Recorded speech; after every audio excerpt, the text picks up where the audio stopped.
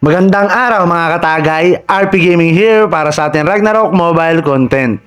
Sa video na to, isisilipin nga natin ang bagong labas na Ragnarok Mobile. Kalalabas lang nito kahapon, October 28. Pero bago ang lahat, intro muna! Let's go. Yo, I'm like an addict, do I gotta have it. I ain't even playing, got a really bad habit. If it moves, gotta grab it, fuse like a magnet. Lose, won't have it till I'm doomed in a casket. I ain't playing, got a weird. So yun nga mga katagay, kumusta na kayo? May lumabas pa lang bagong Ragnarok Mobile, pero ang kakaiba rito is ito yung Ragnarok Classic. Alam na alam to ng mga lumang naglalaro ng Ragnarok sa mga PRO days. Ito pala yung Midgard Play to Earn. Kaka-OBT niya lang kahapon, October 28. May PC version to at mobile version. So parang kagaya to ng Mirror, tapos pwede kayo magkita sa loob. Play to Earn din to. Ayun nga lang, hindi pa natin alam kung paano kumita rito. Siguro magbebenta ka ng card via crypto. Baka sa next topic na lang natin yun. Sa ngayon, titignan muna natin siya.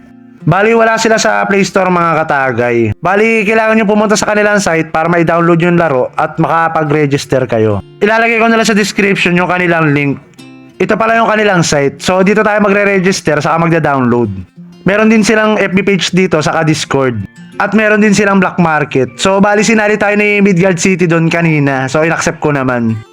Kung may mga tanong kayo, pwede naman kayo magtanong doon sa FB page nila. Napaka-responsive naman ng mga game master dito eh. So, yun lang. Tara, silipin na natin yung laro.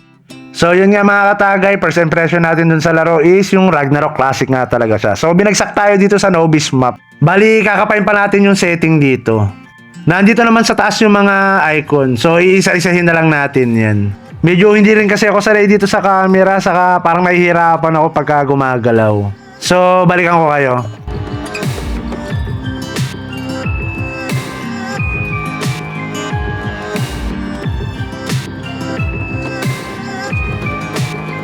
Sa skill naman mga katagay, para magamit natin, kailangan natin pindutin tong hotkey.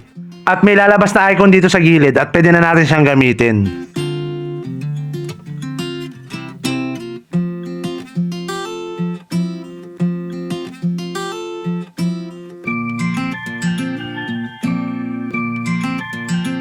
Sa item saka sa paths, ganun din. So, kiklik lang natin yung item, then click yung hotkey para lumabas siya dun sa gilid.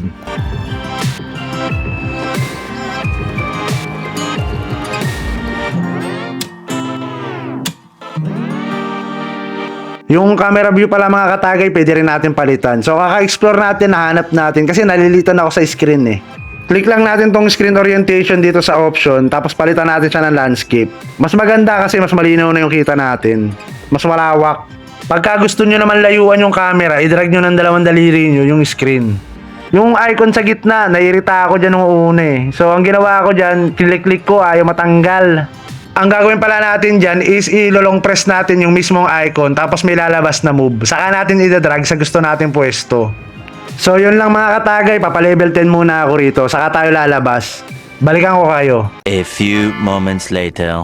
So yun nga mga katagay, archer na tayo. So ano nga ba naging overall experience natin dito sa laro? All good naman yung server, hindi naman siya lag, tapos smooth na smooth. Ang kinagandahan pa dito is ang dami talagang player, ang dami naglalaro. So, nakakamiss kasi yung old days.